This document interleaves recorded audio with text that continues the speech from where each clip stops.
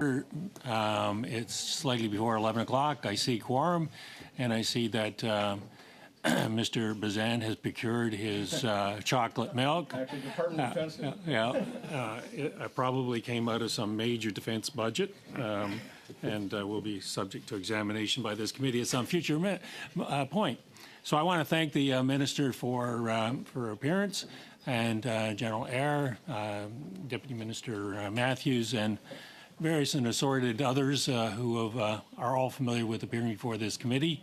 The reason for the meeting is that a defense policy update was issued last week, and I know the Minister wishes to speak to it, and I know the committee is interested in hearing what he has to say.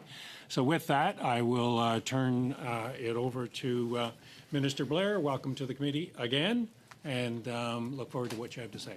Yeah, thank you very much, Mr. Chair, and thank you to all members of the Standing Committee on National Defense. I'm grateful for the opportunity to come before you today and to share with you some recent news that I believe will be very impactful.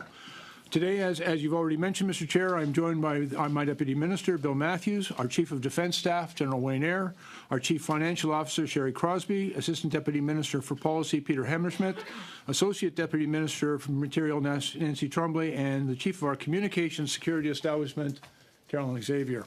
1 week ago, the Prime Minister and I released Canada's new defense policy. It's entitled Our North, Strong and Free, a renewed vision for Canada's defense. We developed this policy in recognition of a world that has changed significantly since we launched our previous defense policy in 2017. Across the globe, we've seen the return of strategic competition. Authoritarian states like Russia, China, and beyond are all vying for power and influence. And they have demonstrated that they're not afraid to go against conventions or international law in these pursuits. The ripples are lapping at our shores here in Canada as well. And these threats, combined with the additional demands on CAF members because of climate change, have made it clear that we need to do more to protect our country and our citizens from these geopolitical flashpoints.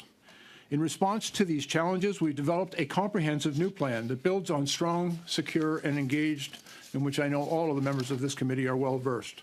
And through this plan, we will see our defense spending increase by an additional $8.1 billion over the next 5 years and $73 billion over the next 20. This will translate into 1.76% of GDP to be spent on defense by 2029-2030, which is a significant step towards reaching our NATO commitment of 2%.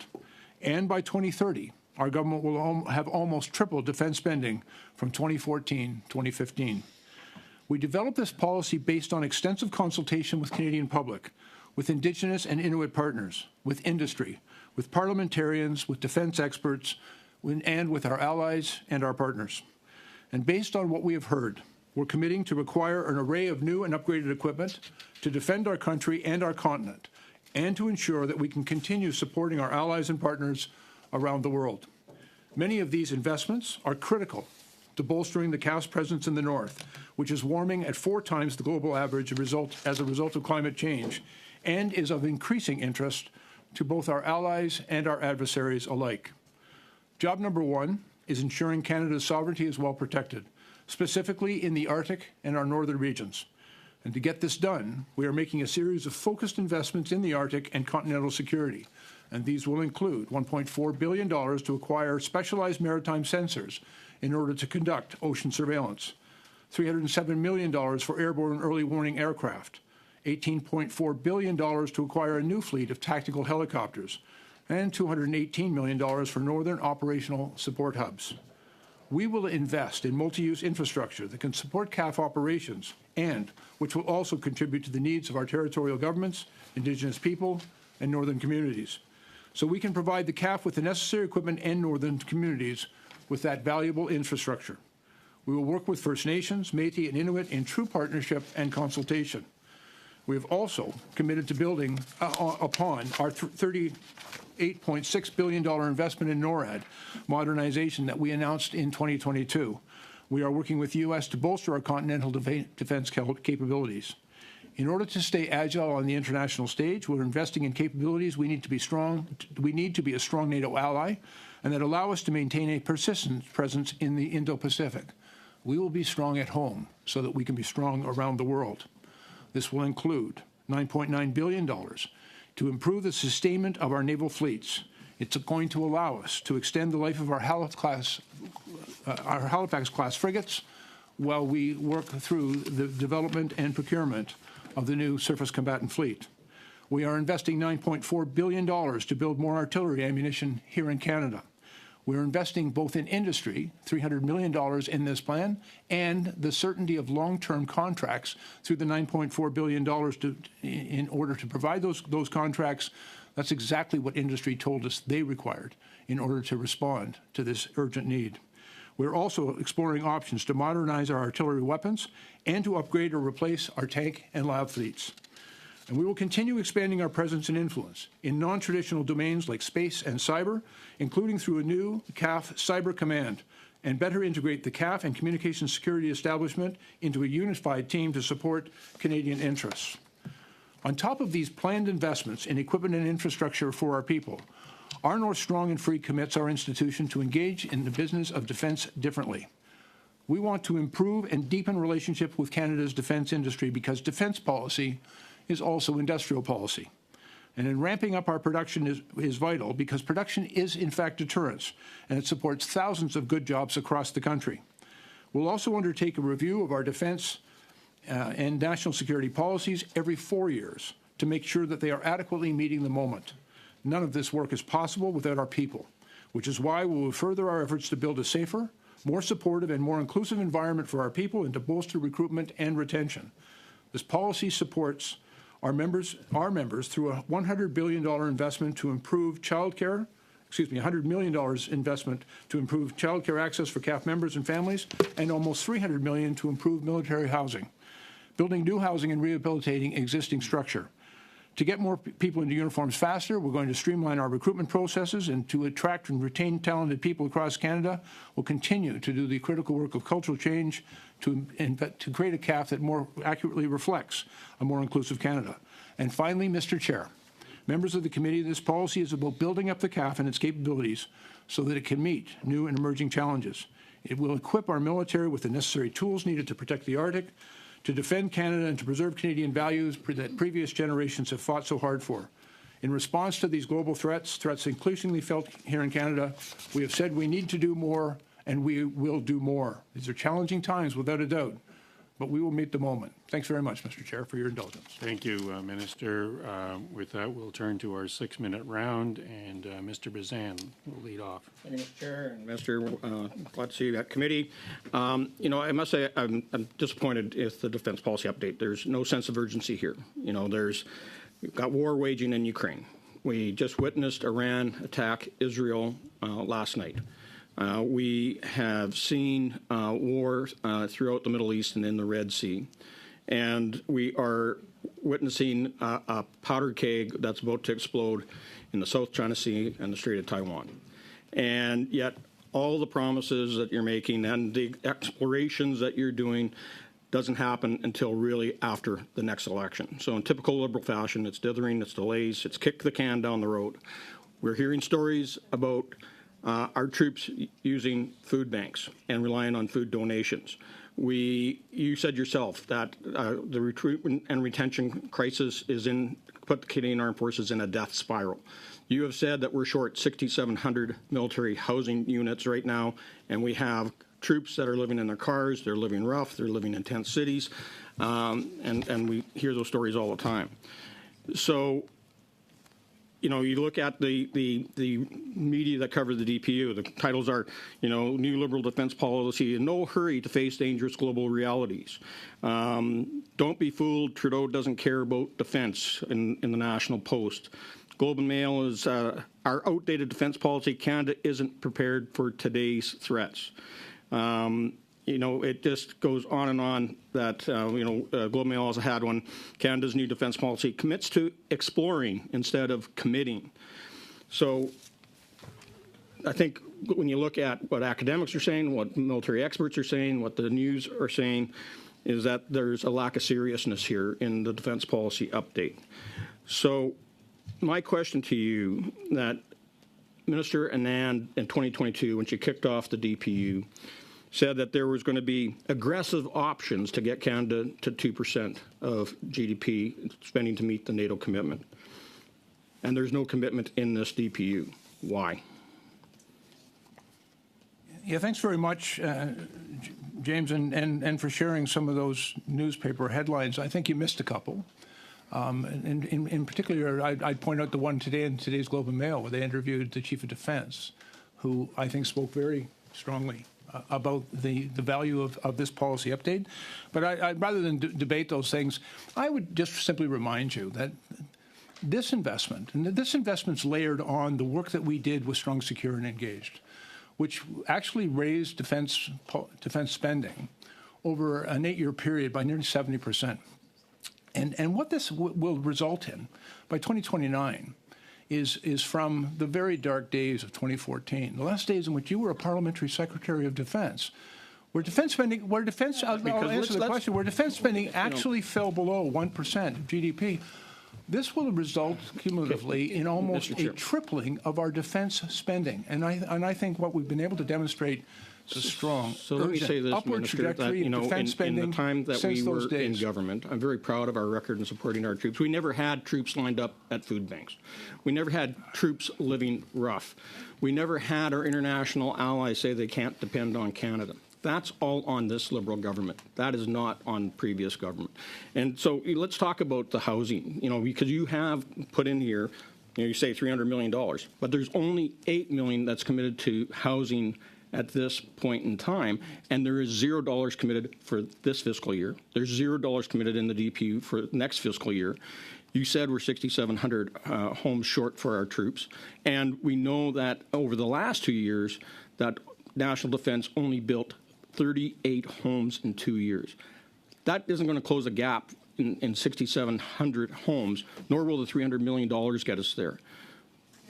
Great question. Let me share with you some of the things we're doing. And you may have heard our housing ministers already announced that we are investing not only money into the building of affordable rental housing for Canadians, which will include members of the armed forces, but we're going to leverage the value of some of the property that the National Defense Department currently holds, so that we are already in very important discussions with municipalities and with private industries to form public-private partnerships to get housing built rapidly.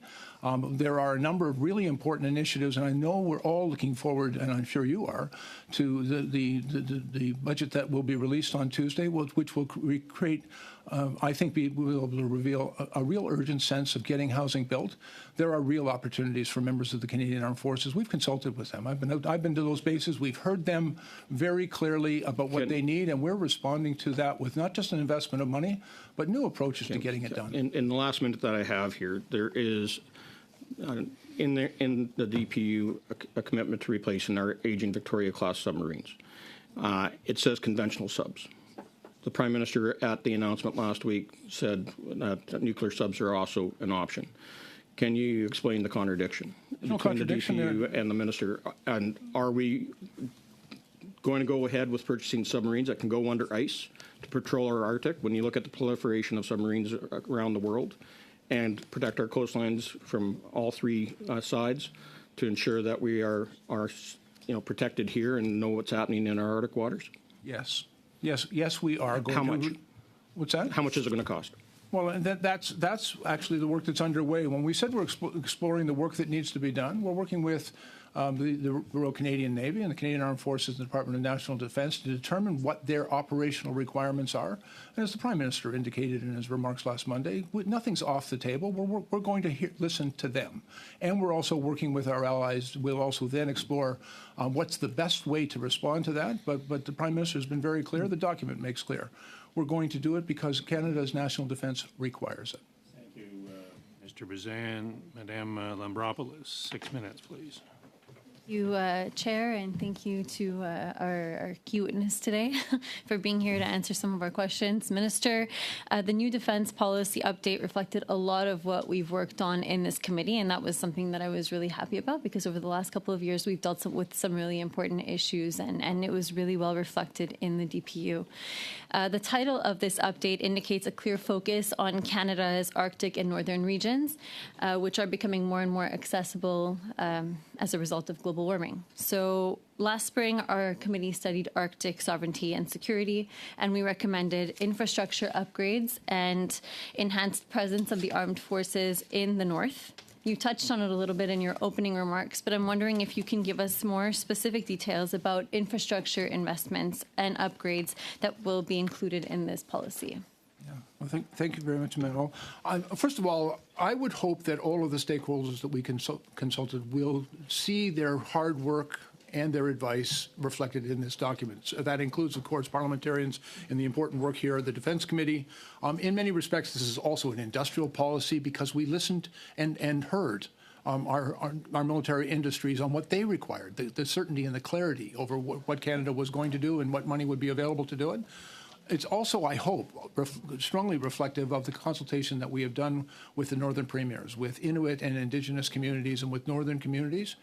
And one of the things that I hope is very clear in this document, we recognize that the world has changed, but our first responsibility, it's the Canadian Armed Forces and Canada's Department of National Defence, and I'm the Minister of National Defence for this country, recognizing our responsibility to defend our own country, our own continent.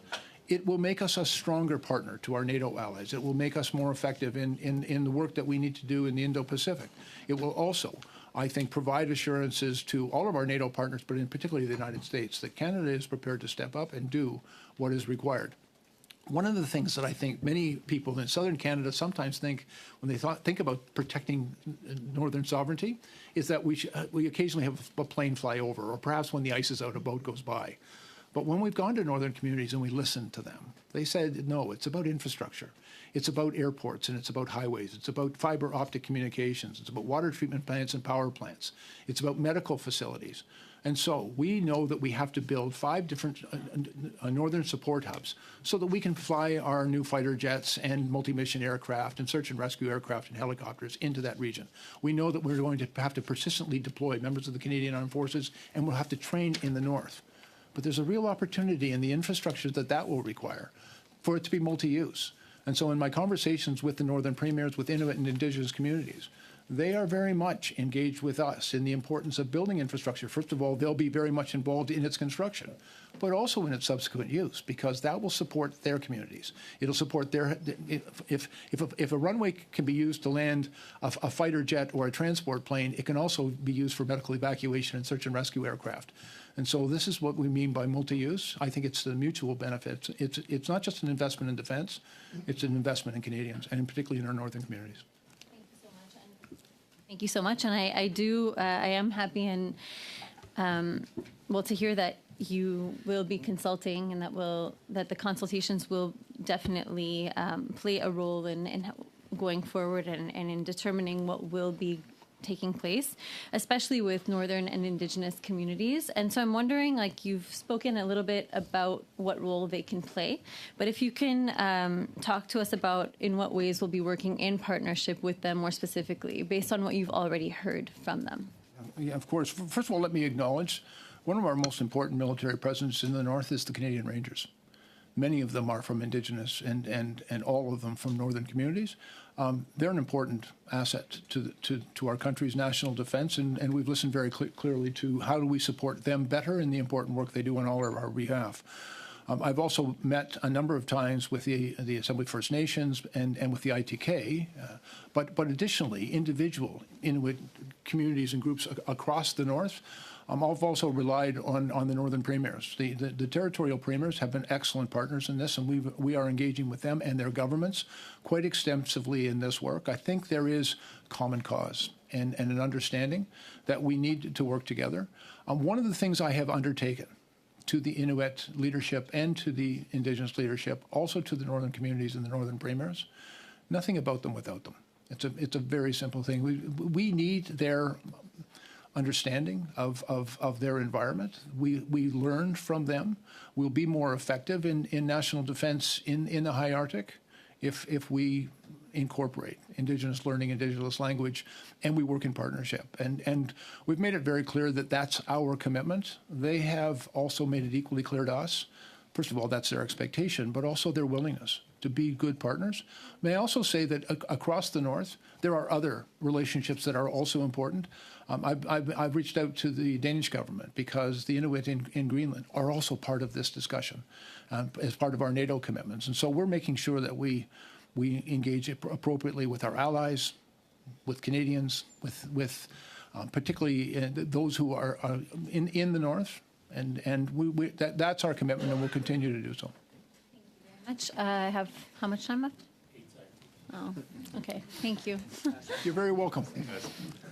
Madame Normandine, 6 minutes, please. Merci. Thank you very much. Thank you, Minister, for being here and for being available once again to respond to our questions. I'd like to hear what you have to say about the short-term plan. I see that we're talking about a 5-year and 20-year perspective, but I'd like to hear what you have to say about what will happen before the end of this current term, because further to that, there's a lot of uncertainty.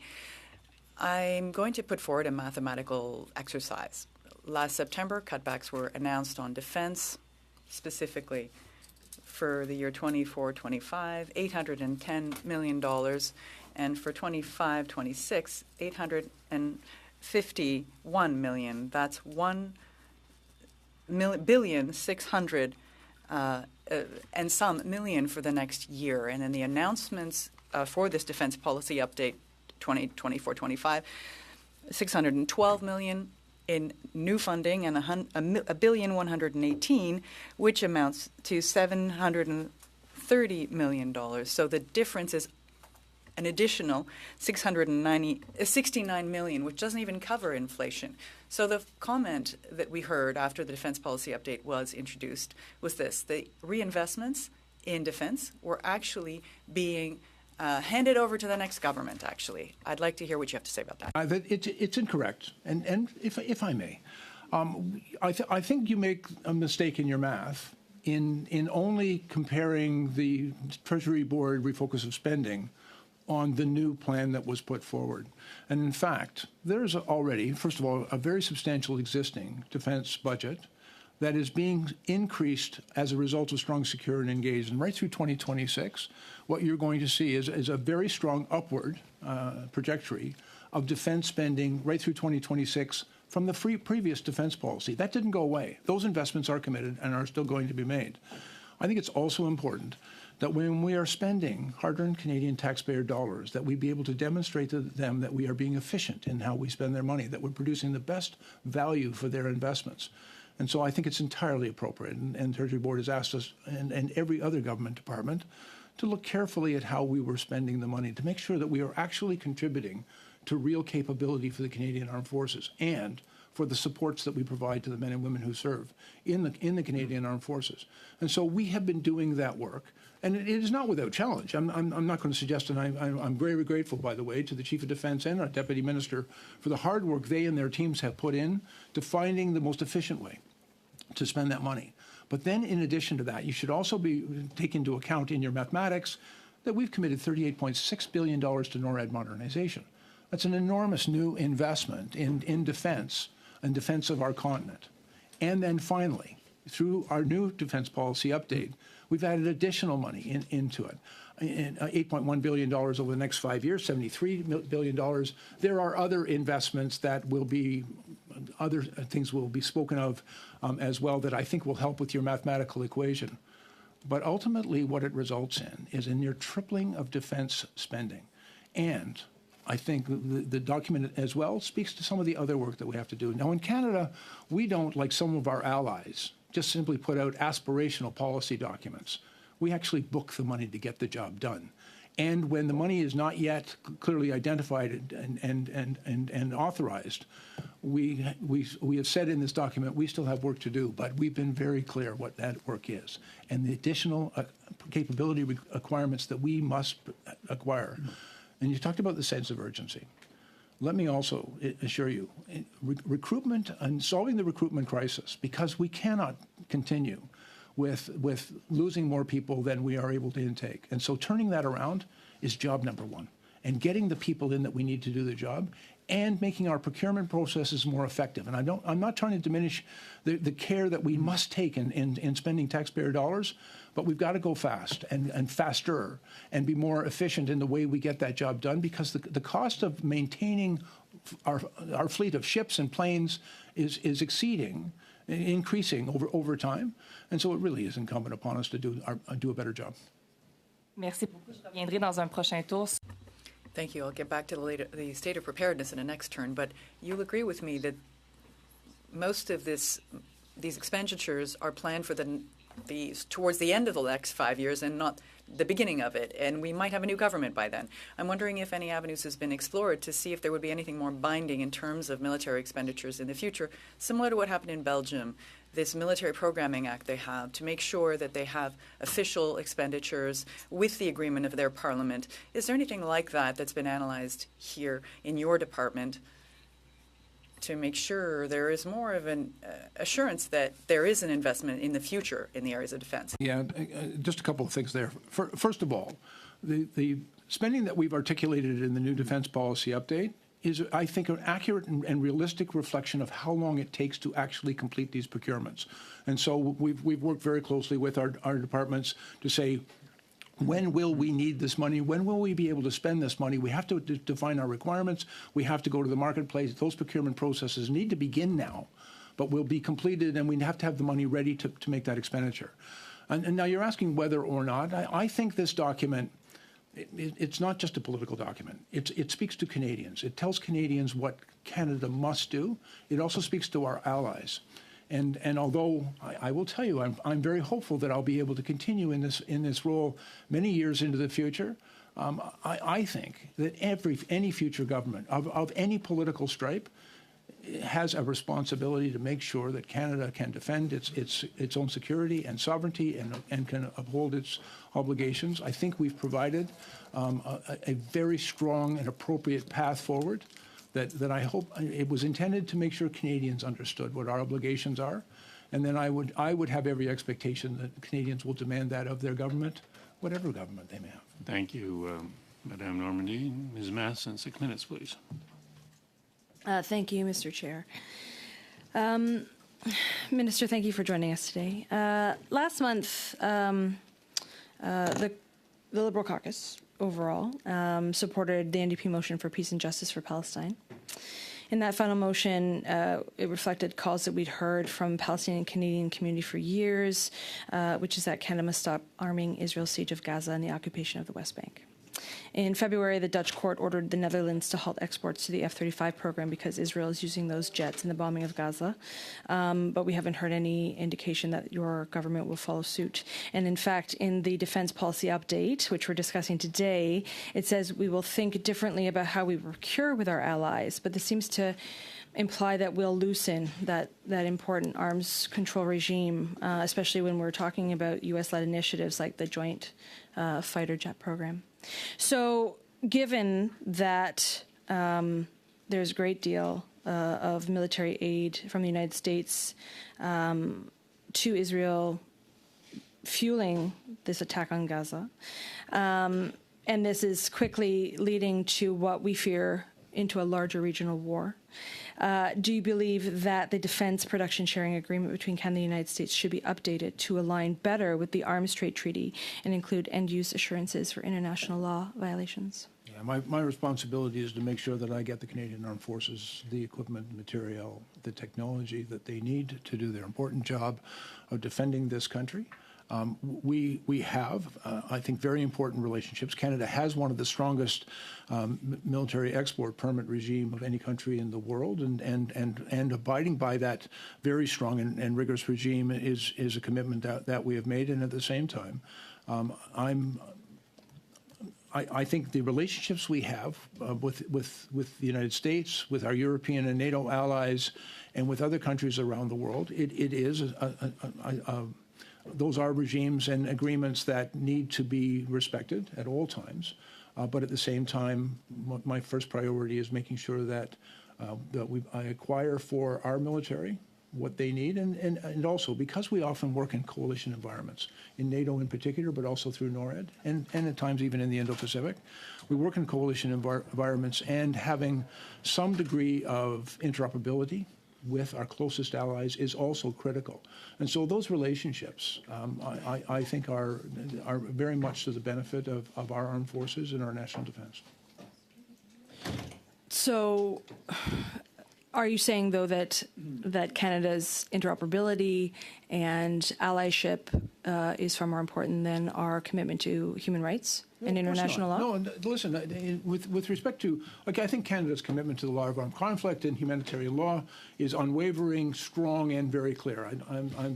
I think that's quite apparent. This contract could be deemed a violation of and that. that has not been determined. I think that we, in all of such arrangements, its application is subject to scrutiny and review, and to make sure that we are obeying all of the rules as articulated in those agreements. But the only point I'm making, Lindsay, is that our ability to work collaboratively with our allies, and particularly within the military industry, there are rules, and those rules must always be respected and obeyed. But those relationships, that collaboration, is very much to the benefit of our industries and our armed forces, and so I'm committed to ensuring that we follow all the rules of such an agreement. But at the same time, I also believe very strongly in its value. The upkeep or the commitment to international human rights is part of, I think, what Canada was built on in terms of peacekeeping. In 1992, there were over 3,000 Canadians serving as peacekeepers proudly, but now we're sitting in the low dozens. I would argue that now more than ever, Canada needs to step up and be a voice in peacekeeping and peace building. And yet the Defence Policy Update doesn't mention the word peacekeeping once. In the light of what we're seeing around the world in the Middle East right now, in that increasing potential conflict, why doesn't the Defence Policy Update outline our plan for peacekeeping? Well, I think what you'll see reflected in this document is a strong commitment to deterrence, to making peace and to keeping peace. This is not a document about fighting war. It's a document about preventing a war. And to responding in such a way with our allies is to make sure that we can represent a sufficient deterrence to potential adversaries and what can sometimes be very aggressive and hostile activities on their part. And I will agree with you that since 1992, the world has changed quite significantly. And for example, our support for Ukraine, there is an active conflict taking place there. There's a war taking place. There is no peace to maintain. And at the present time, our job is to make sure that Ukraine has all of the supports that we can provide, along with our allies, in order to effectively defend themselves.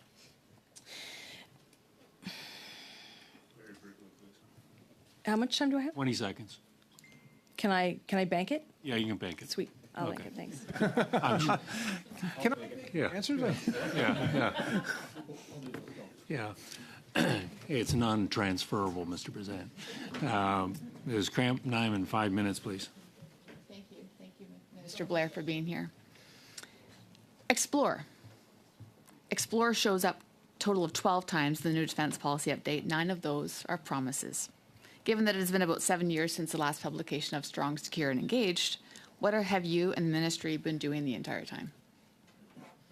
Actually, we've been delivering from the Canadian Armed Forces just in the last 2 years alone with completed contracts for over 100 aircraft, for example, that the Royal Canadian Air Force required. That's the largest and most significant delivery of capability for our Canadian Armed Forces since the Second World War.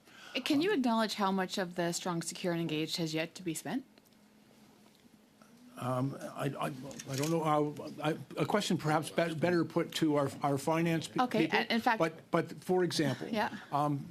we've signed contracts for multi-mission aircraft, the Poseidon 8s, that will all be delivered in 2026. That's SSE money Okay. that will be spent in total in Okay, so 2026. let's talk lapsed funding then. So D&D funding keeps lapsing despite you specifically promising that it's not going to. Can you acknowledge that or Well, talk to that? perhaps I can help you with a better understanding of what lapse is. If it takes time. No, but it doesn't mean it's gone. I think that's what we need to be clear. It doesn't mean the money just somehow disappears. It's if the contract can't be completed in one fiscal year and goes over our fiscal year, the department's able to lapse it and then apply it into the following fiscal year to complete that contract. So lapsing is, I think, a reflection of sometimes how long our procurement processes and delivery processes, and that there's many factors that could be associated to that, and we could talk about them individually if you like. Lapsed funding has been repurposed. What's that? How much lapsed funding has been repurposed? Well, I again, a question better asked of our finance people, but certainly in my experience, the money that couldn't be spent in one fiscal year is being quickly applied into expenditure the following year as contracts come online. Okay, maybe I can acknowledge a comment from, respectfully, General Eyre with regards to $8.1 billion overall being committed by the government to defense spending over the next 5 years falls short of the NATO commitment. You mentioned in your opening remarks that the DPU is a comprehensive new plan and we need to do more and we will meet the moment. Can you address how that is meeting the moment? We're making very significant new investments in defense. We're spending money as efficiently and effectively as is possible, given our existing procurement processes. We're also re-examining our procurement processes to make them better fit for purpose and to meet the moment, as I've said.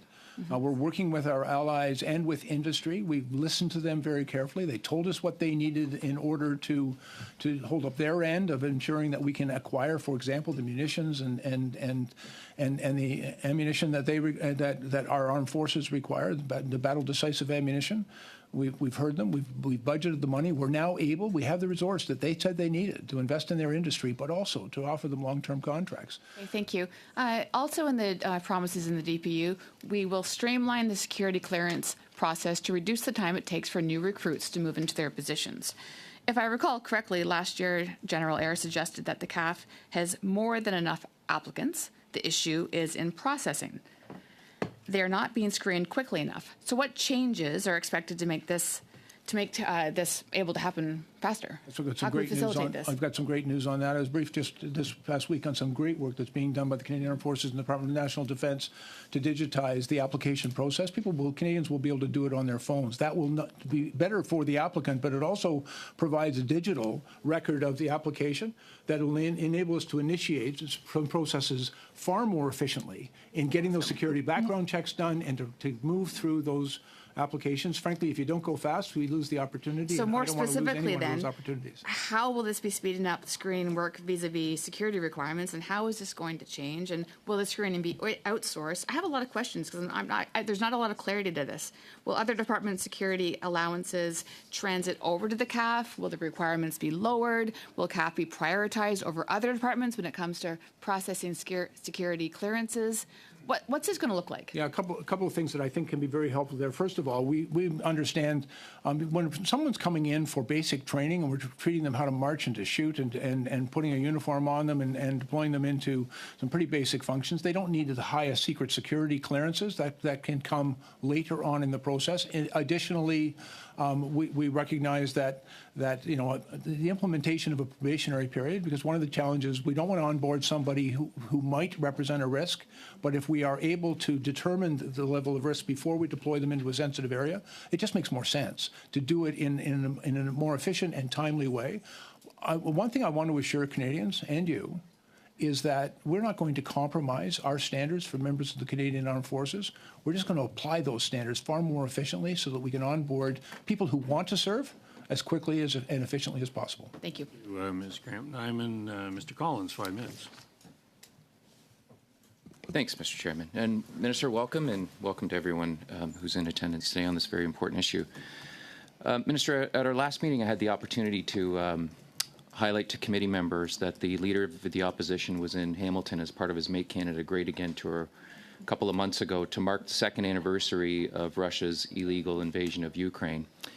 And when he was in attendance, he didn't have his faraway foreign land speech because there were several hundred Ukrainian members. Excuse me, Mr. Collins. Can this side of the table listen? Thanks, Chair. Yeah, he didn't have his faraway foreign land speech because there were a couple hundred Ukrainian members in attendance.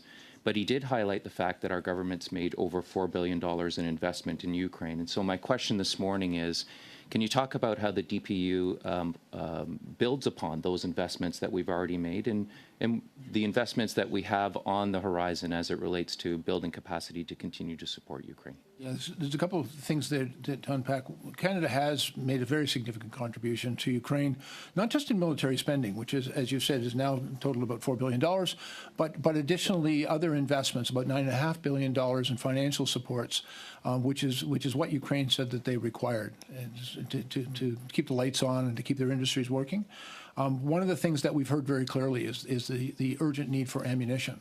And one of the things that each country in the Ukraine Defense Contact Group, of which I'm a member, and in NATO, has acknowledged the importance of increasing our production. The Russians have significantly increased their munitions production.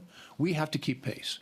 We've gone to our own industry, and in consultation with military procurement industry here, they've told us they needed, first of all, an investment in new production lines and supply chains, but they also needed the certainty of long-term contracts. And so we've now come forward with a plan, and now we've been able to provide them with the certainty. The work is we're working with Canadian industry now to increase production.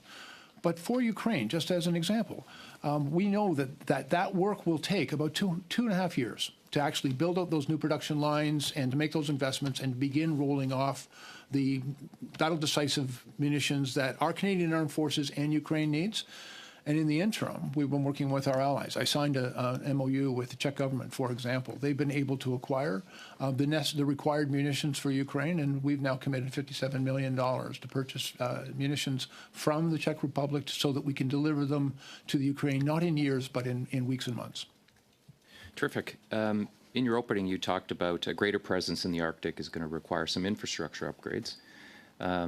Hard to have a strong presence without all-season roads, without having better telecommunication opportunities and capabilities. Can you talk about in the early stages of the plan, what investments we'll look at in terms of working with territories and Indigenous communities as it relates to upgrading infrastructure? Well, as I've mentioned, one of the things that we're going to need, the Canadian Armed Forces, if they're going to be persistently present, deployable, and active and functional in the High North, they're going to need additional infrastructure. And that includes such things as airport runways and other facilities to store and maintain their aircraft. They'll also need accommodation and housing for the personnel that would be deployed there, medical services. But we've also looked at, clearly, they're going to need power supply, water treatment, and things like fiber optics communications, which are increasingly important. There are other pretty significant investments we're making in the High North, the establishment of a new Arctic satellite station, the deployment of sensors in the north. All of that is going to require infrastructure. But in looking at what the Canadian Armed Forces needs, we've also been in consultation with the Northern Premiers and with Indigenous and Inuit communities. They're going to help us build that, but they're also going to benefit from that because it's multi-use. And as I've said, if we build a runway that we can land a transport or a fighter jet on, a transport plane or a fighter jet, we can also bring in medical evacuation planes. We can bring in other transport planes into those northern communities. We can fly, but we have a better and stronger presence for search and rescue in those communities. And so there is, I think, great opportunity for mutual benefit in multi-use infrastructure in the High North. One of the things that we have also undertaken to our partners in the North is that we will work with them. We'll make sure they have every opportunity to participate economically in that infrastructure build, but also make sure that it is also appropriate for their requirements as well. Thanks, Minister. Thank you, Mr. Collins. Ms. Normandine, 2.5 minutes. Merci beaucoup. Thank you very much. There is a report that states that only 58% of the Canadian Armed Forces would be in a position to respond to an urgent demand for an urgent need from NATO. There's a percentage of the equipment that is not available for use or is not operational. In response to the Defence Policy Update, there's the CDA Institute that has said the following. State funds are primarily aimed at Vote 5, capital equipment, while the cuts are focused on Vote 1, operations and maintenance funds. The negative effects will likely be on readiness, which is already a major problem in the RCN, RCAF, and CA. Et je me souviens, en 2017, le Canada avait promis. In 2017, Canada had said that it would provide a rapid intervention force, and it said that it would have a five-year time frame to get there, and then now we're hearing it's up until 2026. Given the state of preparedness of the forces today, will we have a rapid reaction force in 2026? Ma'am, I think you raised some very important questions that I might point out. First of all, we are working really hard, and I think we're making very, very significant progress in support of our forward presence in Latvia in our NATO commitment. We'll be moving to brigade strength in 2026. That could involve the deployment of up to 2,600 CAF members, but we're also acquiring the equipment, the armored vehicles, the anti-tank weapons, the air defense systems, even anti-drone missiles. There are many other accelerated capital equipment requirements that they will require that we're working very hard on. You raise, I think, a really important point, and one of the things I found most compelling when I first come into this portfolio is the real challenge of making sure that our capital equipment was functional and available for use. And that included our planes, our ships, our vehicles, our armored vehicles, our artillery pieces. And as the General has shared with me, and I believe will share with you, much of that was not available for use. And recognizing that we had to do a much better job of maintaining that equipment. What we put into this program is $9 billion over the next 20 years to maintain that equipment, to make it functional and to maintain it. It requires money, and it requires the certainty that they know they can get it fixed. Additionally, for the Navy, our Halifax class of frigates required a very significant new investment to make sure that it would remain functional and afloat until the surface combatants are delivered. And so in this defense policy, we're not just buying new capital equipment. We're making the investment that's absolutely required to maintain what we've got while we acquire new capabilities. Thank you, Ms. Normandine. Ms. Matheson, 2 minutes and 50 seconds. Thank you, Mr. Chair. The escalation following the bombing of the Iranian consulate in Syria and Iran's subsequent attack on Israel is extremely worrying. Canada has said little about the bombing of its own Canadian embassy building. Now, the Iranian regime has targeted its own citizens, including women. We cannot forget that, but now it's targeting Israel. I'm very, very worried in that ongoing war in Gaza. Canada doesn't seem to be playing a vital role in the de-escalation of this terrible situation. So can you talk about what the Canadian government and CAF are doing to de-escalate the mounting tensions in the area? Yeah. First of all, let me be very clear. Iran is a state sponsor of terrorism, and we've made that declaration. Canada's role, first of all, the Canadian Armed Forces play a strong supporting role with all of our allies in the region, but we are not in the leadership in those positions. But we are there, and we are engaged, and Canadians I make a very significant and real contribution. More specific? Well, certainly in the region, they're in the planning in a number of our the allied bases that are in the region. Canada is present. Additionally, I think I'm a little limited in how forward I can be leaning here, but we're on the team, and play, I think, important roles in those places. But at the same time, it is under the leadership of others. I wanted to acknowledge that. I think as well, there are some other very important discussions that have been taking place on the foreign policy level with our Minister of Global Affairs. I don't think I should speak to that too fulsomely here, but I think they're legitimate questions to be put at the role that GAC is playing. I will tell you that I personally have condemned the attack of Iran on Israel. I think Israel has a right to defend itself, but we certainly want to make sure that is done in a way which is not escalatory. Okay, and just quickly, potentially with my 20 seconds that I had left, at the last meeting, this committee unanimously endorsed my motion to express our solidarity with non-public fund workers. CMFWS has refused to provide these workers a fair offer for months. They've used private security guards, cease and desist letters, scab labor, inappropriate bargaining practices. Since the motion, have you reached out to CFMWS leadership to give them the new wage mandate required to offer a fair living wage? I have spoken to them. I've also spoken to the leader, the president of PSAC, and also the Canadian Labour Congress. As a matter of fact, I want to acknowledge here publicly that the leader, the president of the Canadian Labour Congress, was very helpful in facilitating the appointment of a mediator to try to bring the parties back to the table. We've worked closely with all parties in order to try to facilitate an agreement between them. I share your frustration, and those are good people, and they provide important services to us, and they are valued by the Canadian Armed Forces, and at the same time, we're trying very hard to facilitate a properly bargained agreement Ms. between Madison. the parties. That's a stretch. 5 minutes, Mr. Kelly. Thanks, Mr. Chair. Minister, on December 7th, you were at committee and spoke of the shortage and the low production numbers for artillery shells. You said that there was a commitment for increasing fourfold the production in Canada. You told me at the end of that meeting, you said that would take place this year. When will the newly produced shells be rolling off Canadian production lines? As quickly as Canadian industry can produce them, but they have told us... You said this year.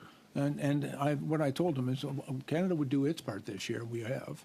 We've now committed $300 million, and we're working with industry to make the necessary investments that industry said they required, and we now have the money to negotiate the long-term contracts, which was also the certainty that industry said that they required. That's great for announcements. On what date this year will the production target be hit of a fourfold increase? Okay. Last Monday, Canada announced the money that will allow industry to now move forward. And now there is work that will take place between the Department of National Defense and industry. I've also engaged with the ISED minister to move on that as quickly as possible. But Canada did what Canada needed to do, and now we'll work with industry to deliver that. Are you walking back the answer that you made then that it would take place this year? Again, to be really clear, I said we would take action to cause that to happen, and we've taken that action to cause that to happen. We're now going to work with industry so that they can deliver. Canada is the only NATO country that's not meeting both the NATO investment pledges, the 2% of GDP on defense spending, and at least 20% of the defense budget on equipment and research and development. We're the only NATO country not making it. Why does this DPU not address that lack of commitment? Yeah, thanks. So first of all, under this DPU, that beginning next year and every year thereafter, we'll be meeting the 20% commitment for investment in capital expenditure. I would also point out, as I mentioned earlier, in Canada, we do not publish our aspirations. We publish our funded plans. And this document talks about the money that we'll be committing in this upcoming budget in order to bring that forward. I've spoken to our allies. All of them want to continue to encourage us to meet the 2% requirement, but all of them I have to stop you, Minister. Your entire policy update is aspirational. It's full of exploring options. It's full of reaffirming existing commitments.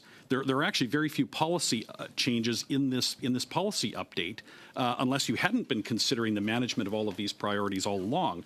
This entire thing is an exercise in aspiration. There are no tangible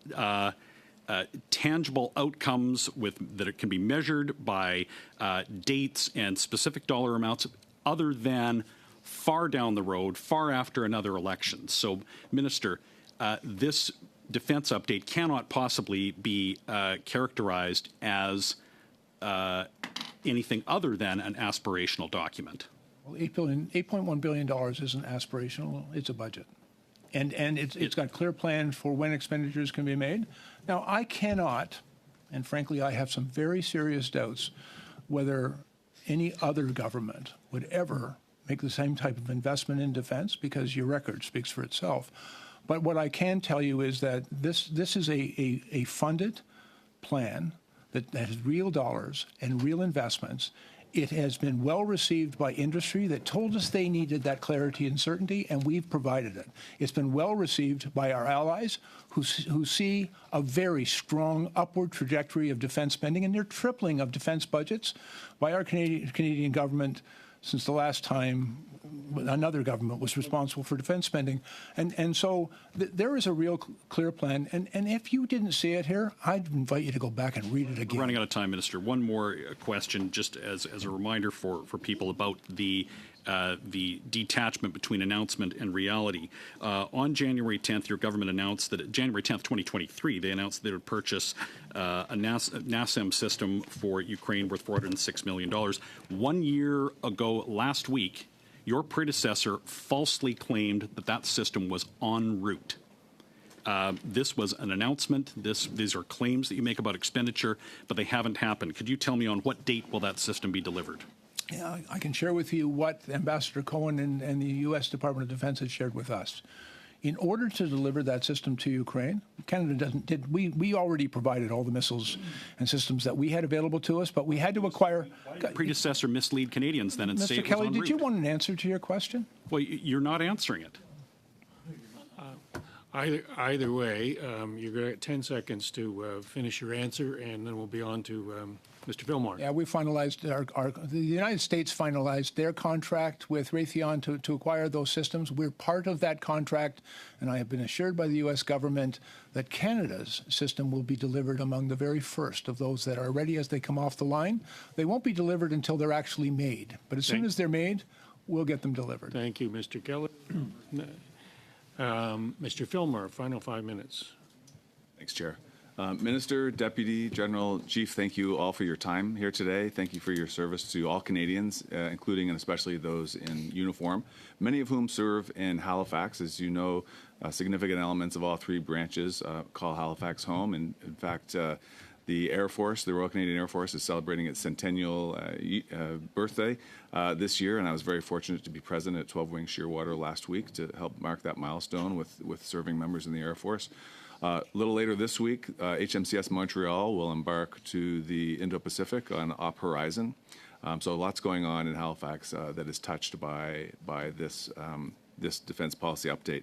Minister, given the events over the weekend in the Middle East and the overall security environment in the world, I was particularly struck by the commitment to provide the Royal Canadian Air Force and the Royal Canadian Navy with the striking power, the need to deter threats at an appropriate distance, to provide those two branches with the striking power to deter threats at an appropriate distance, and the exploration of options to acquire long-range air and sea-launched missiles. I wonder if you could expand on why those investments in that particular hardware is necessary in the current security environment. Yeah, thanks very much, Mr. Fillmore. The threat environment has been evolving fairly significantly, and one of the things that we have seen is the application and the use of technologies with respect to long-range fires, missile defense that enable for our people to operate safely and to be able to project force in defense of this country, and the Air Force has been very clear. We have made a very significant investment now, and we're going to be delivering 88 F-35 fighters as an example. We've got to make sure that we get the very best and modern missiles to arm them with, so that they can be as effective as we will require them to be. And if I may, just very briefly, the language here is pretty clear. We've used the word explore, and I know some people have objected to that. But to be quite honest with you, there's work to be done. There's a lot of work to be done to make sure that we do the analysis required. And the Canadian Armed Forces and the Department of National Defense and our industry partners are all working full of pace in order to define those requirements to make sure that we deliver for the members of the Canadian Armed Forces and therefore for all Canadians the very best of equipment that they are going to require to do the important missions that we ask of them. And so we are doing the work that is necessary, but we try to acknowledge in this document the acquisition of that capability is absolutely essential to Canada's security and defense.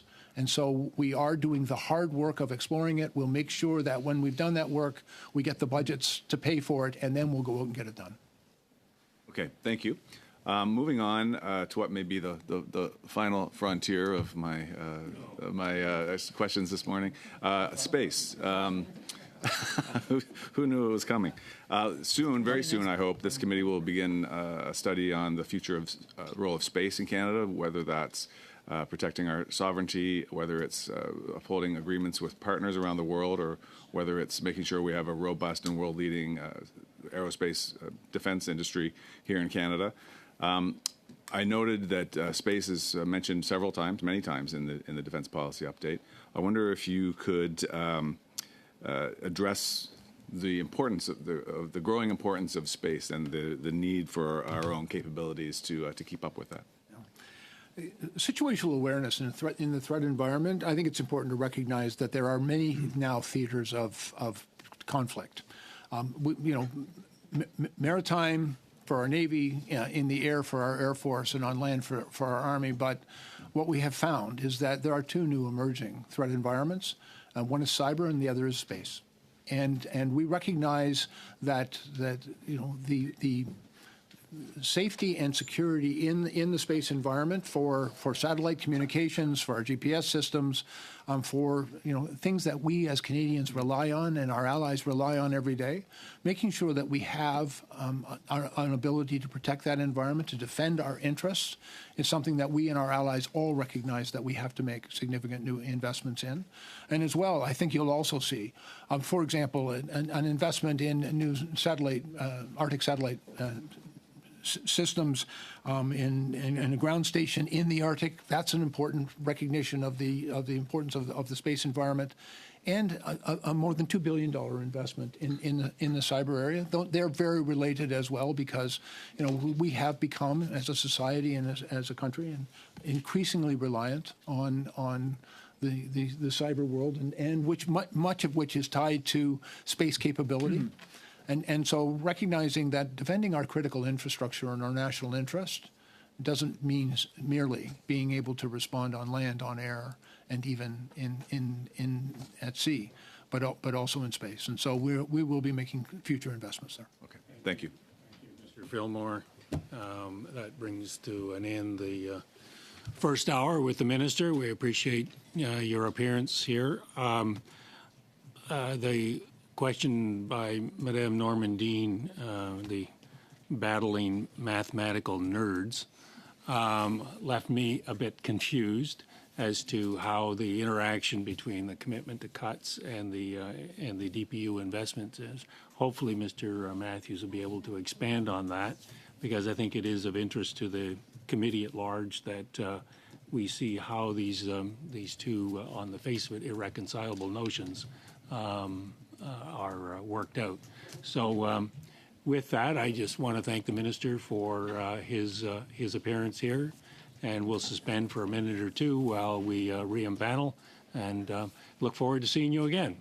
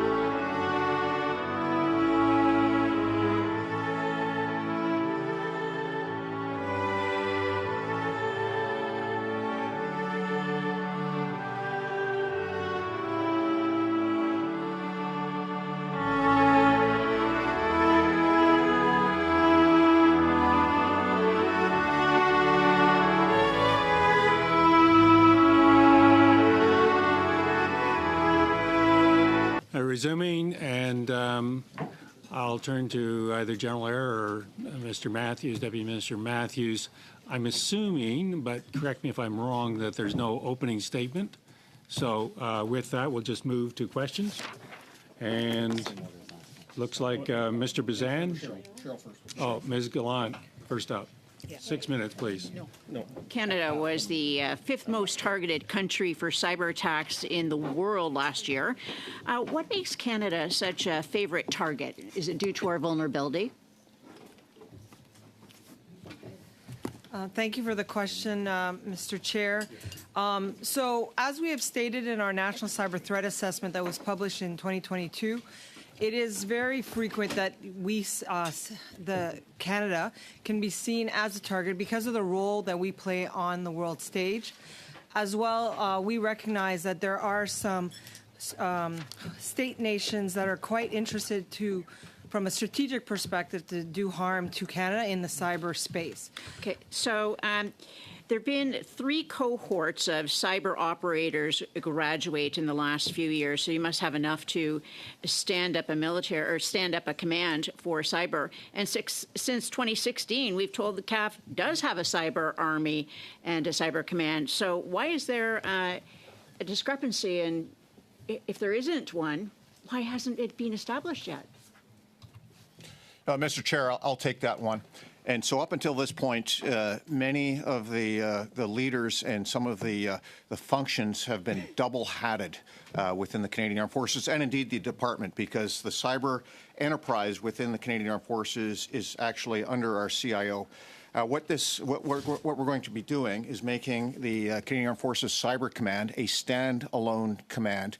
Think it's akin to our Special Operations Forces Command, our Intelligence Command, which shows just how important this capability is going forward. It's growing. We need to continue to grow, continue to develop our expertise, and in doing so, working very, very closely, hand in glove with our colleagues at CSE. What plans are in place for a combined joint all-domain command and control?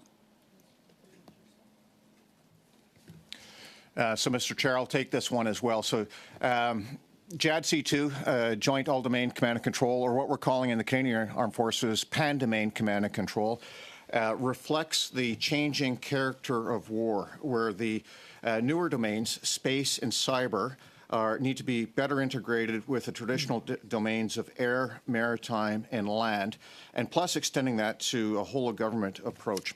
And so the seamless integration of the effects in those 5 domains require a new command and control system that can rapidly fuse intelligence, sensor data with shooters, effectors from various domains, and allows decision makers to make much more rapid decisions. So in the context of continental defense, for example, and the policy focuses a lot on that, rightly so from my perspective, as we take a look at the approaches to the continent, it gives us much better awareness what's coming, and then allows for decision space as to what to do about it. That's great, CDS. However, there is nothing in the DPU about this. So if a plan's not written down, how do we know that Canada's actually working towards this goal? So not, Mr. Chair, not everything in terms of military concepts is that we're working on is in the DPU. However, I will say that the reference to digital transformation is absolutely there. And when I take a look at the various capabilities, the various modernization efforts that we need, digital modernization is right at the top of the list. And so we have other initiatives that are ongoing that are supported by the digital transformation hooks that are in the DPU. AUKUS has signaled Japan will be invited to join on Pillar 2. What action is AUKUS waiting for to even consider Canada worthy of sharing advanced technology between the UK, US, and Australia? Maybe I will take that one, Mr. Chair. Pillar 2, indeed, the U.S. announced last week that they're exploring things with Japan. We are actively engaged with AUKUS partners on items related to Pillar 2, AI, quantum, et cetera. And we continue to work with Pillar 2 partners or AUKUS Pillar 2 members to look at where Canada can add value. We're certainly at the table where we need to be. And we're not part of it, and we haven't been asked to. So what is it that Canada is missing in order to be at that table?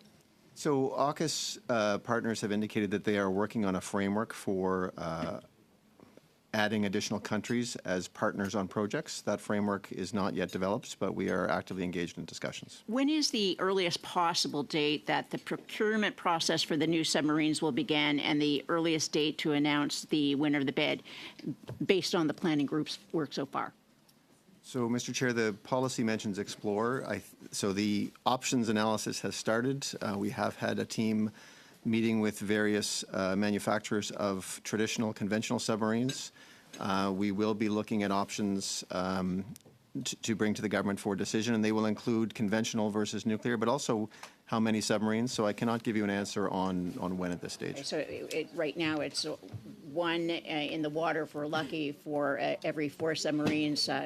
So I'll be asking about the numbers later.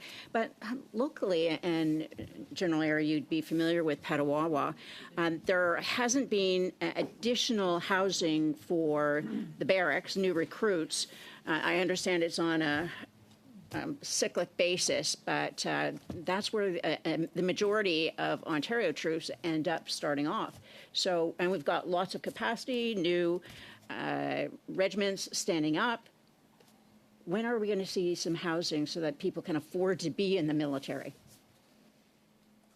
So, Mr. Chair, I'll take this one first, maybe before turning over to the Deputy Minister.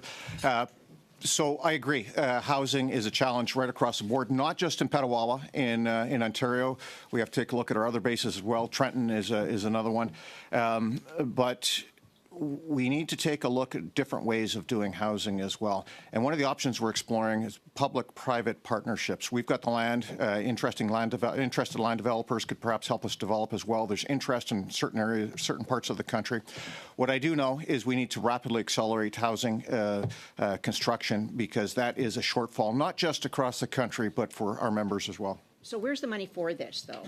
We all know that land can be repurposed, but there's no money. Ms. Gallant, you've gone way past your time. I've been negligent in not introducing Pete Hammerschmidt, ADM Paul, who had a lot to do with the writing of the DPU, and apparently this is his first time before the committee. So I ask members to be gentle with him. With that, I'll turn it over to Mr. Fisher. 6 minutes, please. Thank you very much, Mr. Chair. Thank you, General, to you and your team for being here today. You're here at committee a lot, and we certainly appreciate it. It's really important that the DPU reflect Canada's needs and Canada's priorities, but also that of our allies. As a member of the NATO PA, I get a chance to rub elbows with parliamentarians from dozens of countries, more recently, of course, with the new additions. Can you maybe talk a little bit about the air defense system in the update and how it's going to, invest in Canada's needs and Canada's priorities, but also our NATO allies as well? Thank you, Chair, and thank you for the kind introduction. I can answer, and maybe the Chief will want to jump in afterwards. As part of the process for the consultations for the development of this policy, of course, as you can well imagine, we did consult allies extensively, among other stakeholders. And allies really imparted to us the importance of Canada continuing to play a really important role in the Euro-Atlantic space, as we're doing, for example, in Latvia, but also in our own space, in the Arctic, in the continent, because they're making the link between Canada, North America as a continent, being NATO's western flank and also NATO's northern flank, and the link between our defense of that space to the defense of the Euro-Atlantic space and NATO's overall deterrence and defense agenda. And so that really helped inform the focus in the policy on the Arctic and on defending the continent. But it also helped inform, those consultations helped inform the proposed investments, the commitment to pursue a number of investments and to explore others that will ensure that the CAF, have the capabilities they need to be able to play the role that they're expected to play in the Allied context, including in the Euro-Atlantic space. And if I can make 2 points on this. Firstly, we're very happy to see the policy with the regional focus on the Arctic, as are our allies. This has been a regional vulnerability, especially for our U.S. allies.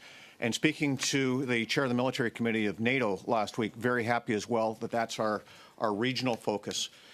Given what we're facing as a globally integrated threat environment, if we have wider war in Europe with NATO, if there is war in Asia, it's going to be across the globe. And the Arctic is now an area of competition, potentially conflict. And so the regional focus, that part is well received. The second piece, in the document, there is a discussion about the integrated air and missile defense, which is absolutely the way to go forward. The clearest, starkest example of this is what happened 48 hours ago in Israel, with multiple types of weapons being shot against the country, drones, several types of drones, cruise missiles, ballistic missiles, and the integrated nature of the response. Aircraft, ground-based air defense, various types, ship-based air defense, and the command and control system that brings it together. And so we've got some investments here, and also through NORAD modernization in the sensors that are required. Ms. Gallant talked about the pan-domain command and control that's going to be required to bring it all together. And so this concept, as we go forward for continental defense, is increasingly important, not just here in North America, but also with respect to our commitments in NATO and also in the Indo-Pacific. I'm not sure how much time I have left, but there's 2 topics I want to kind of touch on. One is the minister talked about the MOU with the Czech government to provide Ukraine with ammunition. Also in the NATO PA, we have the conversation on a regular basis about just how hard it is to ramp up domestic production in all of the NATO countries. Can you tell me just a little bit about that? And maybe if there's any time left to touch on the joint CAF CSE cyber operations group that I believe would probably go to Ms. Xavier. So maybe I'll start with ammunition, and then I can turn to the chief and the other chief on cyber. The funds for Ukraine and ammunition, Czechs have done a great job around setting up a pool to acquire ammunition, so that those funds have been transferred and those acquisitions are ongoing. On the ramp up of domestic production around ammunition, these are long timelines. What we actually want is a new production line started, and so that will take time.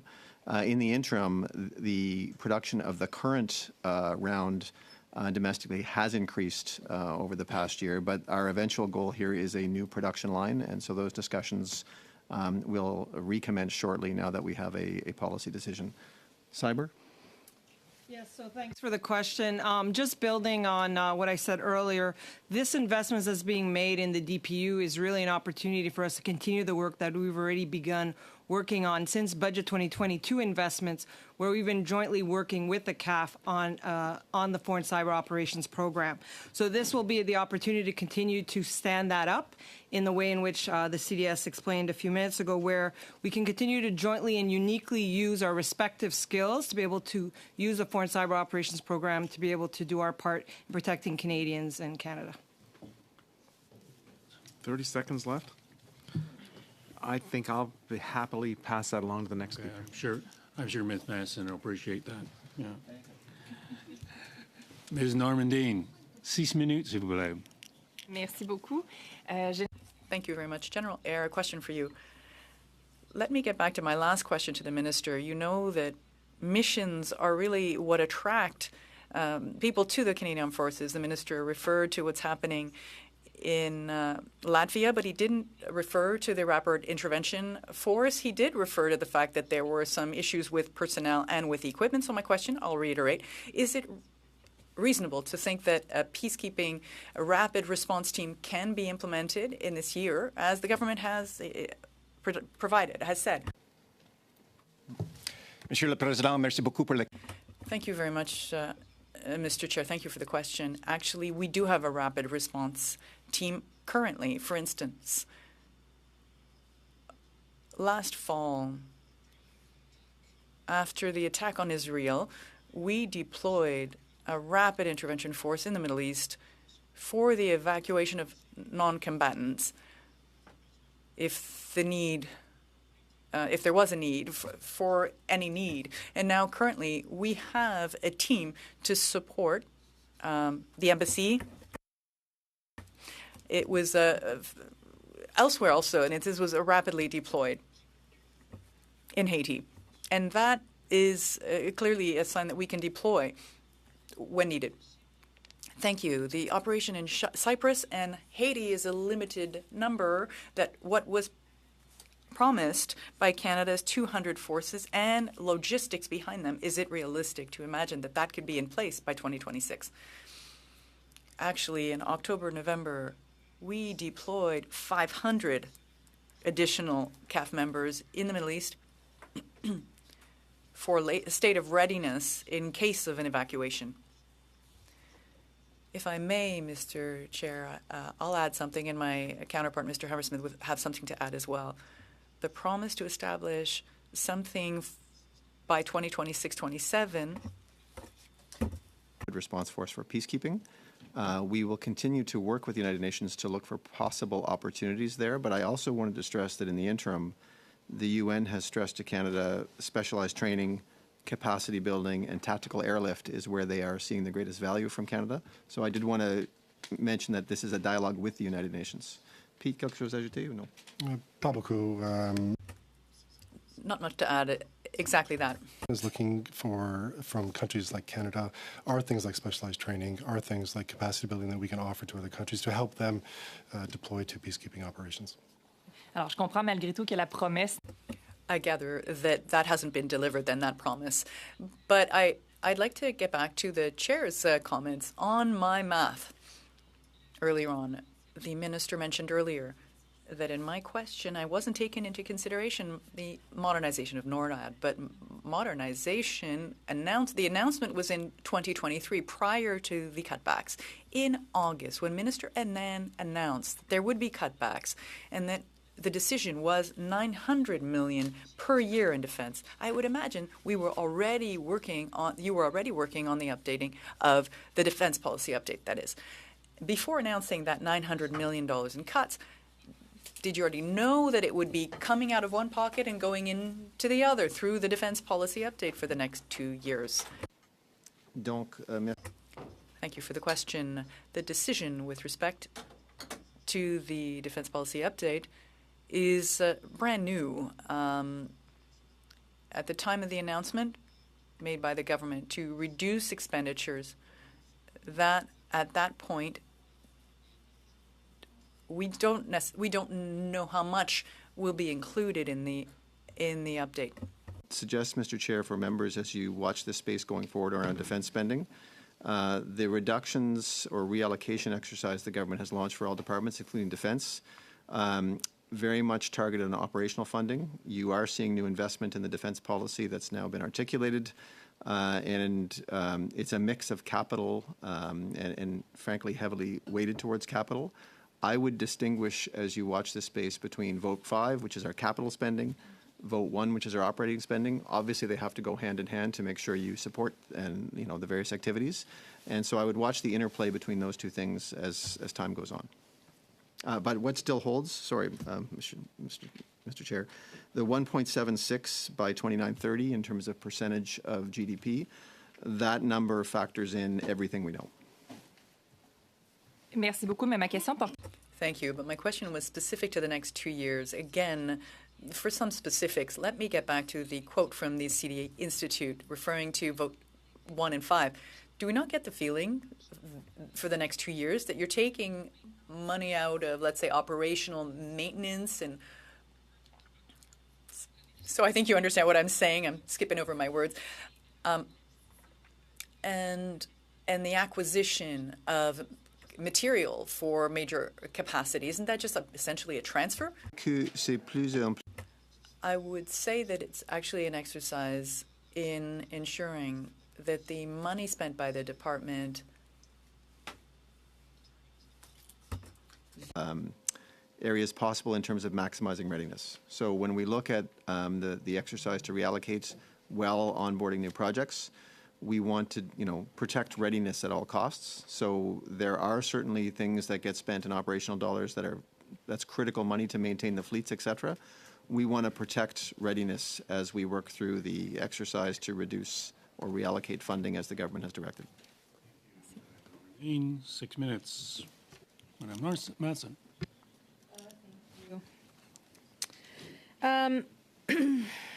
It was briefly touched upon with the minister. Well, actually, not so briefly. It was greatly touched upon in terms of the Arctic infrastructure for dual-use projects.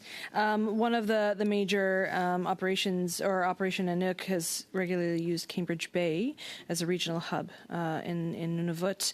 The minister spoke about the paving of those runways and the expansion of those. When will the government commit to investing in that specific upgrade of the airway, as it's much needed for dual use, to ensure that skyrocketing cost of food in Nunavut helps in terms of landing larger planes? So, Mr. Chair, I've been stuck in Cambridge Bay as a snowstorm came in and that runway closed down and I was stuck in a tent. That's another war story. But what we're about to embark on as a result of this policy update is a northern basing strategy. As we take a look at these northern operational support hubs, where do we need to strategically place those so that we can maintain a persistent presence, not a permanent presence, but a persistent presence in the north based on what the threat is, what the activity that's ongoing. And so these northern operational support hubs will consist of improved runways, infrastructure, roads, telecommunications, developed in partnership with local communities, so it becomes a win-win. Also in partnership with NORAD. And indeed, we're hosting Commander NORAD here over the next couple of days to discuss the integration of continental defense, the NORAD enterprise, and what we're doing. That work is going to continue over the next little while to determine where those northern operational support hubs are required. One of the pieces that's quite large, and again, Minister referred to, and the update refers to the importance of Rangers. One of the things that Rangers have been asking for quite some time is an increase to the equipment usage rate especially that it be indexed immediately to inflation. I mean, these folks, they're paying out of pocket for equipment, snowmobiles, for example. They don't receive that reimbursement for into a year after they've purchased it. When can they expect that increase? Maybe I will start and see if the Chief or Pete want to add. What we have done, Mr. Chair, is adjust process to make sure the reimbursements to rangers are happening more quickly, because we do acknowledge that time delay, that the processing time it was taking was not helpful. So that there's been changes made to accelerate that process. In terms of actual changes to the rates of reimbursement, I'm not sure if one of my colleagues has an answer or not. Mr. Chair, I just checked my notes, and I've got an answer for you. There's a new non-taxable compensation and benefits instruction to compensate the Canadian Rangers for usage of personally owned equipment. That was put in place on August 1st of last year. And this provides for the compensation to Rangers for the use of a normal wear and tear of their personally owned equipment, think ATVs, snowmobiles, etc., when participating on military operations, training, or exercises. And we're also in the process of streamlining the claims procedure for losses and damages to that same equipment, including a delegation of authority to more rapidly approve those claims. So the aim is to expedite what they're asking for. Okay. We've recently completed a study on the rise of operational deployments. We heard the majority of CAF deployments are now, of course, being used to fight climate change and climate catastrophes. There wasn't a lot in the defense update that touched on those domestic deployments. There wasn't mention of new initiatives or new training programs or so on, new equipment to combat wildfires in particular. Can you explain what's being done to fill that gap on the domestic deployments piece? Thank you, Chair. Thank you for the question. No, there are no specific initiatives to deal just purely with that role of the Canadian Armed Forces, but as you will have seen in the update, there's a series of initiatives to ensure improvements and increases in the overall readiness of the Canadian Armed Forces. So, obviously for deployments, it takes training, it takes people, it takes infrastructure, it takes equipment, and there's major investments that are laid out in the policy to make those investments in maintenance and sustainment of equipment, to increase the size of the forces, to invest in infrastructure across the country to allow the military to be more capable of responding, and a general increase in the overall responsiveness of the military, including through new capabilities like the tactical helicopter replacement.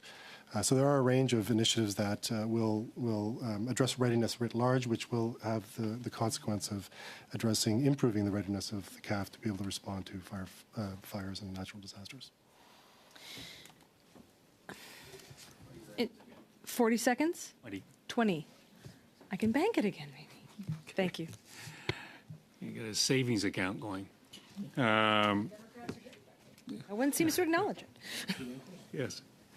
Mr. Kelly, 5 minutes. Thanks, Mr. Chair. On this question will probably be for Mr. Matthews, although I would, if there are other witnesses that want to chime in, that's fine. But on Part 3 of the policy, in bold at the top on page 17, it says, "We will establish a Canadian Armed Forces housing strategy, rehabilitate existing housing, and build new housing." Now, setting aside whether or not establishing this strategy is a new policy, which, if that's a new policy, it suggests there was no strategy before, which would be troubling. But if you go to the index, there's actually virtually no money in this new policy. $0 this year, $0 next year for housing for Canadian Armed Forces personnel. The maintaining and renewing national defense infrastructure is $0 this year, $103 million next year. So how is this an actual policy update when it contains no measurable outcomes, no money or nominal money? It's just a statement. that says there'll be a housing strategy. Could you explain how policy is going to get our troops lodged? We have personnel in tents. We have a 6,000 unit backlog. We have people leaving the forces because of housing. We have a recruitment and a retention crisis. We're 16,000 personnel short. And I don't see anything in this policy statement that's going to solve any of that. Mr. Chair, I will start with the housing, but the wrap up to that question actually touched on some other elements, including recruiting and retention, that I will leave some time for my colleague, the Chief, to maybe touch on. So on the housing front, as the Minister had indicated, there's a broader set of initiatives happening on housing because there are two solution sets here. One is housing provided by the military for its members. The second is to live on the economy, as they say, or house yourself on market economy. There's been a series of compensation measures to reimburse those depending on the market they are in for those who choose to live off base. We're also investing already in rehabilitating existing housing, which in some cases needs a refresh, but also build new. So the plan is for 650 units over the next 5 years. The strategy, I think, is the important piece, and General Eyre touched on this, is looking at new ways to possibly partner with others to build housing more rapidly, and that's the part that is to come. But there is still continued investment planning. So it's not an actual policy, it's an aspiration to someday have a policy. But if I may actually stop you on that number for new housing, 600 units over 5 years, that's not going to fix the backlog. And the existing budget, we had a study on this, the budget for prolonging the life of existing housing, we had testimony on this, would seem to be inadequate.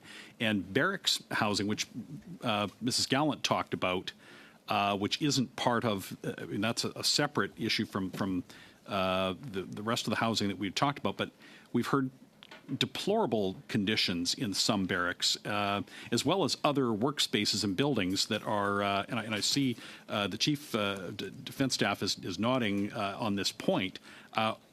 Where is the actual plan and policy to fix these problems that are driving people out of the forces? General, do you want to? So, Mr. Chair, let me go back to the strategy for a second, and why this is so important. So we need this in place so that we've got a view on housing that will take us into the future as we bring in the units and the capabilities that we see articulated in this policy.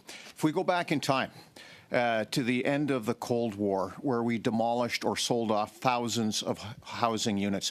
Arguably, that was the peace dividend being cashed in, which we have done numerous times over the course of the last 30 years. We've got to be thinking ahead as to what units we need, what capabilities we need, where new people are going to be going. On-base and off-base housing, what incentives, benefits are required for off-base housing as well to assist members who want to live on the economy. So it's got to be a holistic strategy from that perspective. That is the long term. Short term, I agree with you. We have a short-term housing challenge right now. We need to repair and upgrade single and residential housing units as quickly as possible. And yet it's $0 in the next 2 years in this update Kelly. on that. Thank you for editorial comments. Madame Lalonde, 5 minutes, please. Merci beaucoup, Monsieur. Thank you very much, Mr. Chair. I want to say and acknowledge always our men and women in uniform who are serving and thanking them. And I had the great pleasure this weekend of attending my first ball. And it was an event to remember. So I want to also commend the entire organization who created this wonderful environment where we recognize for individuals for their service. So I want to start by saying this and thank you for all of you for being here today. We know that defense spending fell below 1% in 2014, and I think the minister made that reference. And in 2017, we brought forward a policy, strong, secure, engage. We call it SSC, that's the most common use of it. And now as we are here today, we're talking about the update of the policy. And, as we're calling our North Strong and Free as an update. There was reference made along the way about some of the languages of exploration, looking into. And sometimes I feel like, and I don't want to undermine the work, but sometimes we aspire as almost a shopping list, like we want things. But we absolutely need to make sure that the readiness and the preparedness of our force. And I had the pleasure of touring a few military bases in my role as parliamentary secretary. And I certainly appreciate the effort that is made under this current policy, because I think it does reflect more than the aspiration where the opposition is trying to gear this conversation, but more concrete action that we're going to be seeing the benefits.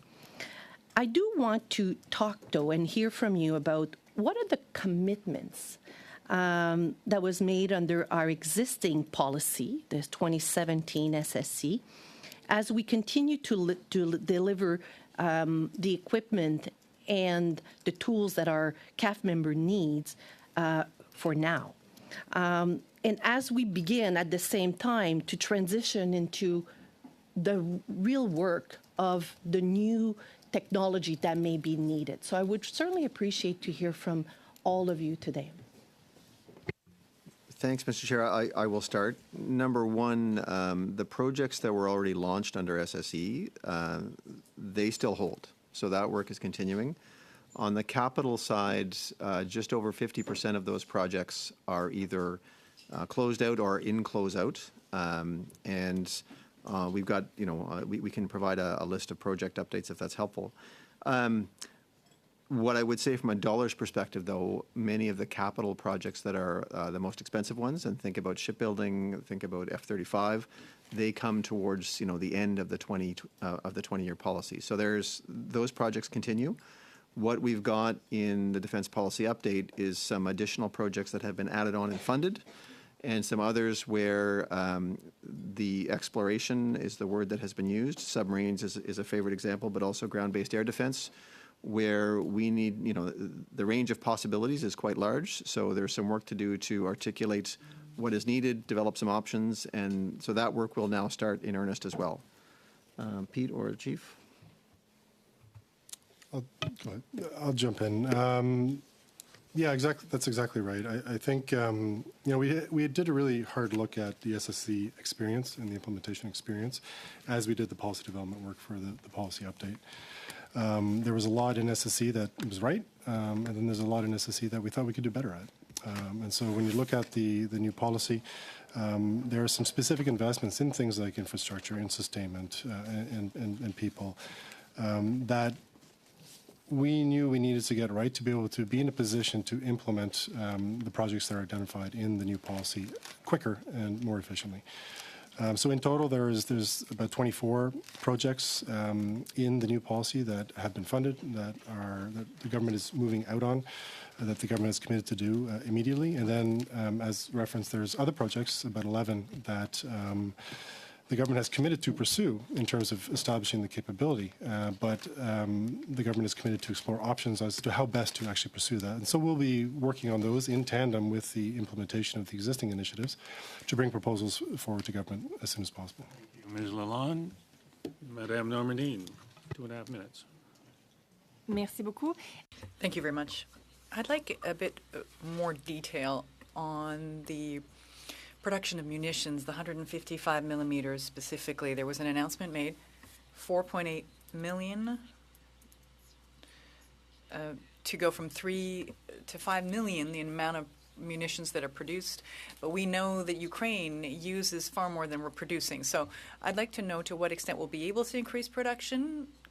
If we want to the M107s, which we produced, to M185s, which seem to be really what we need in the field, that would take $400 million before even counting shells that would be produced. So these amounts that are announced for this current fiscal and next fiscal, those agreements signed with these companies, what is it going to take for us to really meet the needs and the expectations of Ukraine in the areas of artillery?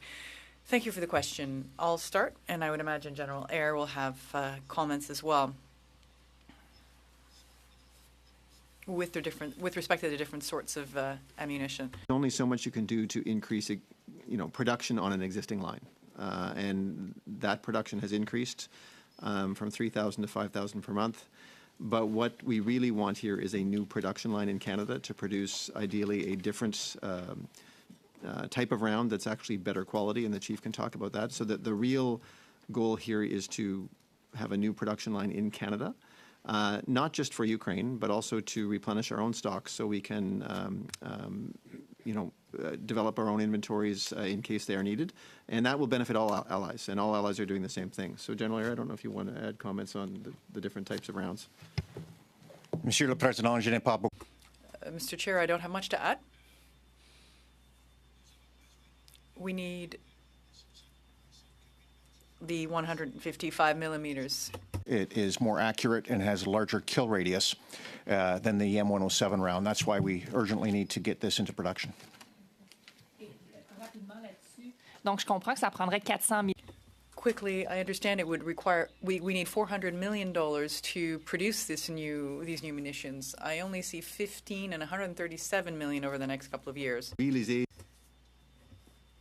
To achieve that end, we need to work with private enterprises, and it'll take some time to build these new facilities. So we can start spending in the coming years, but most of the investment Start actually once the building of the new line starts, and that involves a lot of design and engineering work, so that work will start. 2.5 minutes, Ms. Madison. Thank you, Mr. Chair. The defense policy update signals some changes, but I didn't see any commitments to reforming on outsourcing and the contracting practices. Recently, we had testimony from UNDE and PIPSI leadership here. They're very frustrated, as are we, about this idea of value for money analysis, which they can't get any answers out of. And in fact, when Mr. Matthews, when you were here before the committee, you had talked about that analysis, and yet nobody seems to be able to get that analysis out or to see through it. Those auditing practices aren't as transparent or transparent at all. So, can you provide a bit more commentary on? I'm sure you saw the testimony from the union leadership on all of that. Can you provide some comments on that for us here today? Certainly, and it comes up in a number of areas. Yes, from our union colleagues, but also when we talk to military members who are on base managing budgets, we often hear about, I've got money in this pocket, for contractors, but I'd rather have employees, or in some cases vice versa, because I can't find employees, but I can get contractors. So we are reinforcing with those who manage budgets on bases that there are ways to move money into the most efficient place. Where we have made commitments around value for money is any time a new idea for, I'll say, outsourcing or taking public service work and using contractors is being put on the table, we demand a business case. There are no active discussions around any of that right now, so I have no business cases to share, but that is a requirement we have shared with our management team. Equally, where there is more efficient ways to do business by turning, moving away from contractors and using public servants, we are also encouraging people to look at that. We've had some interesting experience with one of those, as you would be aware, recently, but there are active discussions where the labor force exists, where we can turn contractors into public servants, and we know it's long-term work. it's actually typically more efficient for us to use public servants in that scenario. We have other scenarios where the skill set doesn't exist in the public service, so contractors will continue to play a role. But there's nothing explicit here. I will say the reductions or reallocation exercise that we were talking about a few moments ago, that is actually driving a lot of conversations around what is the right model to deliver a service. And if it's cheaper to use public servants or more efficient to use public servants, we are certainly welcome to those discussions. In some cases, the labor force does not exist. Thank you, Ms. Madison. Mr. Bazan, 5 minutes. Thank you, Mr. Chair. I want to follow up on Mr. Matthews' question, your comments right now, Mr. Matthews. You want to turn more contractors into employees of the Department of National Defence. We just went through Dalian Enterprises and Mr. Yo, and that he received over $8 million in contracts through the Arrive scam situation that we're dealing with. That's quite the scandal, and then he became an employee of the department. You have suspended him. You have turned this over to the military police, my understanding, and being investigated. What's the status of that investigation? So we have made the military police aware of the situation. Mr. Yo's employment has been terminated. He resigned, in fact, before we could move to termination. And so we are continuing to investigate any potential work he was doing. To date, we have confirmed that, of the contracts he was working on before he became an employee, services were delivered in a satisfactory manner. We are still looking to make sure there are no instances where he was doing contract work while he was an employee, and we have yet to find any, but that work is ongoing. But at the same time, we know through the Arrive scam scandal that they were they were getting contracts without providing any work and were subcontracting it. So as part of your investigation, cooperating with the RCMP on the broader investigation going into the Arrive scandal? The department will cooperate with any police investigation. As it relates to Mr. Yo's work as a consultant with National Defence, and then he did the same work as an employee. So this was an example of someone who was doing full-time contract work, and somebody realized, in theory, it would be better to make him an employee, more efficient. That work was delivered as advertised, and so no issues there, but obviously we will cooperate with any police investigation. I want to move on to my next round of questions. First of all, I want to thank General Eyre. I don't know if we'll have you back again before the end of session and before you retire as Chief of Defence Staff. And I want to thank you for your incredible service and leadership that you've provided during a difficult time in the Canadian Armed Forces.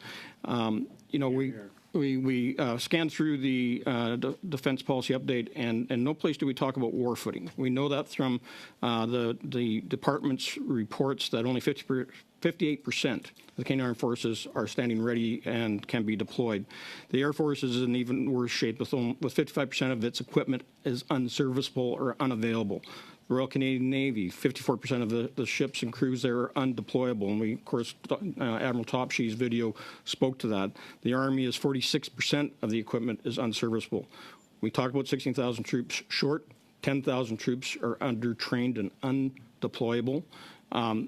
Where are we at right now with the number of troops that we have? Total members of the Canadian Armed Forces. And my understanding is 15,000 people applied to be members of the Canadian Armed Forces and were turned away or walked away because of the timelines taken to recruit. Well, Mr. Chair, there's a lot in there.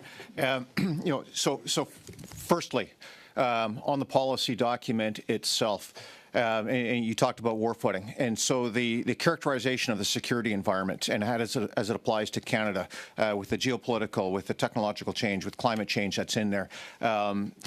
Happy with that. Likewise, with the strategic framework of the focus on foundational readiness and deterrence, absolutely necessary. And I think something that all Canadians need to realize is the relationship of our vital national interest of prosperity to deterrence, deterring aggression, deterring instability in the international order. As a trading nation, absolutely required. You think we got financial problems now? If we can't collectively deter, further imperialism and the like, it's going to be much, much more difficult. In terms of readiness, again, happy to see that we were listened to in terms of building up foundational readiness. Before we get new capabilities, we need to build readiness in what we have. If we look at the pillars of readiness, personnel, which I'll get to in a second, equipment and the serviceability rate for which we're getting the national procurement funds. Not everything we asked for, but Interesting here because I think that we got a lot here to discuss in the defense policy update. So I want to move the following motion so we can dig into this in greater detail. That given the state of the Canadian Armed Forces, which is experiencing record low recruitment and retention and sees active service members using food banks and are unhoused, pursuant to Standing Order 1082, the committee undertake a study on the timeline and implementation of the defense policy update. That the committee shall hold a minimum of 7 meetings for the duration of the study, and that the committee invite the Minister of Public Service and Procurement along with relevant defense industry, academics, and other stakeholders, and that the committee report its findings to the House. And that was originally circulated, although I made some minor amendments since we've already had the Minister of Defense here today as well, along with department officials. Can I speak to that, Mr. Chair? You may. It's been tabled, and it's in order, and it's relevant. So I don't think that this is too complicated. I would just say, colleagues, that we've got a lot here to unpack in DPU, and General Eyre has started to lay out all the things that need to happen in addressing the challenges that we have and the threat environment we're facing. And I think for us to thoroughly know what's facing Canada as a nation from a threat environment standpoint and how we're going to address it with the current recruitment retention crises that we have, as we look at housing continue to be a challenge, the cost of living crisis that's been created by the Liberal government because of the carbon tax and inflationary costs going up, that we've got troops using food banks who are relying on food donations when they're in Ottawa on training. We should really take a fulsome approach to the DPU to ensure that it is addressing the threat environment we're facing, the needs of the Canadian Armed Forces, and that we're buying the right kit for those that are going to be needed to do the tasks at hand. We haven't even touched on the DPU on the research side. Like where are we going to go with artificial intelligence? How are we going to use more robotics? What about more drone capabilities, both on the air, on the ground, and in and on the sea? So we have to really take a fulsome approach to this, and I think that 7 meetings are required. Just as a point of clarification, your motion says 8 meetings. I did some amendments on the move here because we've already had the Minister of National Defense. That takes away 1 meeting, okay. So I'm saying 7 meetings, and I've added in after using food banks and unhoused members. So, okay. Thank you, Ms. Lalonde. Thank you very much, Mr. Chair. I think the intent of the motion is something that we would feel comfortable with. There's a few things, and the first proposed friendly, well, it's not a friendly, a proposed amendment to this would be that instead of acknowledging, and I think I'm trying to see here where it says 8 meeting, we would like to strike this and say at least, the committee shall hold at least 3 meetings for the duration of the study, just not to, we do have space study and other things that we've been trying to resolve as part of this wonderful committee. I am very fond of this DPU. Actually, I think it's a great story to share. We know the importance of it. At the same time, as we heard today, there is a new reality, which is cyber space and the value of looking at this. This was something unique. So I am proposing, Mr. Chair, that we look at that the committee shall hold at least 3 meetings for the duration of the study. Amendment is from 7 to 3. Okay. At least 3. At least 3. Minimum 3, at least 3. Same thing. Yeah. Any other debate? I'll just say that I think it needs to be more than that, 4 or 5 as a minimum, but let the committee determine that number of meetings. I feel like we're bargaining, like a bingo game. Ms. Matson? My concern too, I would support 3, but I would want to know that this would happen after, because we do legitimately have 3 other studies that we are juggling at the same time that have been planned out, and I would just want to know and maybe we should, again, I would push for a subcommittee meeting where we could discuss and plan out our calendar for business. Ms. Mass, or Norman Dean? Merci pour faire suite à l'intervention. Thank you. To follow up on Ms. Madison's comments, I tabled a motion that is actually calling for the committee to meet in the subcommittee meeting, and but the committee entrusts the subcommittee with the task of proposing at its convenience an order of business for the committee.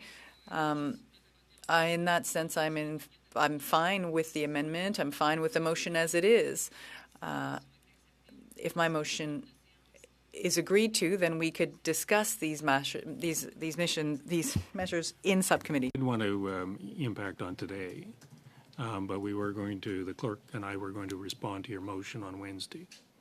That was the idea. And I agree with the general point that you got 4 or 5 studies that potentially could be done. We have limited amount of time. We do have an agenda, but it looks like the committee is changing its agenda. Yeah, so it's a bit of a challenge to try and get going on things. So I see Mr. Kelly and then Mr. Bazan.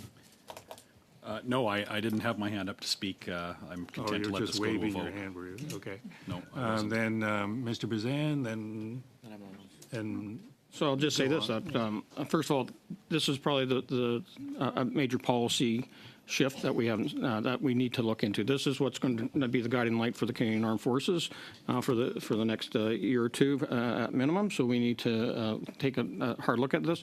When last motions and committee structure was set up in the past, we didn't know the DPO was coming out last week. So I think that the situation has changed, and it is. I think it'd be irresponsible of us not to do this study.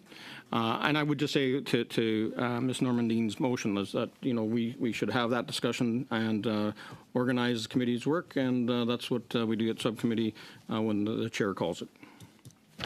Okay, I'm running. The clock is running here, and Ms. Gallant.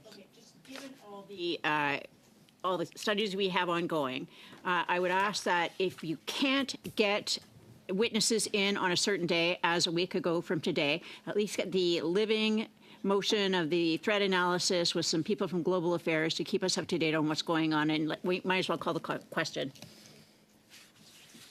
Gallant, or sorry, you're not Gallant. Lalonde, and then Mr. Fisher. Thank you. I don't come from military family, but I'm just going to say this today because I am fascinated to see when it comes to a planning, and I think that's what military is all about, is having clear direction, a plan, and an agenda. And this committee, since I've been part of, have been derailed time and time again when we have valuable witnesses for the benefits of one party. And I do believe, and I will support Mrs. Normandin's motion, we absolutely need a subcommittee. We've been calling on this, and there was one particular member of this committee that has refused to come to the table. So I'm glad to hear that he's changing his mind, and we're finally going to get some real work done in this committee instead of having clips for one party in particular. Donc sur ça, c'est sûr que pour moi. So on that note, clearly this motion is important. Mr. Mazan's motion, we agree on the principle, which is to continue the study on the policy. But I want a plan, because without a plan, this is what happens. We do nothing, Mr. Bazan. So, Mr. Chair, I certainly hope that today we'll be able to have a subcommittee meeting as soon as possible so we can establish a dedicated plan, a timeline for our studies, that the space was very important. We'd started that. And that we start minimum of 3 on this, and then we'll see how many meetings. Thank you, Mr. Chair. The last speaker on this. So, Mr. Fisher. Well, I was just going to suggest that if it's possible to amend taking out the committee report, its findings to the House, and supplement that with pursuant to Standing Order 109, the committee requests a comprehensive government response. Amendment on the table. That's the second amendment. Thought maybe I'd add to Marie France's amendment. We're not going to get to a vote on this. Okay. Well, because we've run out of time, that's why. No, we can still. We can vote. You can Do vote we right now. still have time? Because of the suspension, yeah. Okay. So we've got 5 more minutes. Okay, so at this point, we've dealt with any other speakers on this? Voting on. Well, that's it. That's it. Voting on the 3 dates, minimum 3. Yeah. Yeah. The Lalonde amendment. So better known as the Lalonde Amendment. So we're good for on 3. So the amendment is 3 on Mr. Bazan's main motion. Those in favor? Those opposed? Okay. That amends the motion. So now the motion as amended. Those in favor? Something else. He called the question. But he called the question. He knows I have an He didn't, because you called the question. Yeah. If I'd known it, I would have. No, I did call the question, and I did not know about any other amendment. So the motion as amended, I'd called. So those in favor? Those opposed? Mr. Chair. I was asking, we've amended the motion. I called for the vote on the motion as amended. So, okay, there we are. No, we've already done. We're done. So, in terms of trying to get some coherence here, we had Wednesday set up. Do you want me to then cancel the witnesses or postpone the witnesses? So do you want, so how am I going to get any organization in all of these motions if I don't set aside time to meet with the committee? Mr. Kelly. I would suggest you could set it up now for a meeting that has not otherwise been already devoted to witnesses. So make it next Monday. No, that's not, next Monday we're not here. Sorry, we're not here sorry, the Monday after that. No, the Monday that we And we follow. already have space and set up for the first Monday we're back. Postpone Wednesday's witnesses. Well, we've got witnesses that have traveled for that. I think that you can't. I mean, this is Lindsay's study. We've got. There are witnesses that have gone to some extent to be here. You could add an hour now. You've got you're on Monday. Add an hour to Wednesday. I mean, all this stuff Are we? is done just by the Conservatives making all these. Are we good with adding an hour? Can we do that? Well, I can ask. Yeah. We can ask. This was my suggestion. We can ask. Okay. No, Wednesday. Okay. Do we have some understanding of where we're going for tomorrow or for Wednesday? Okay. I want to thank our witnesses who have come and watched democracy in action, which is, of course, what we're all defending. And with that, we will adjourn this meeting.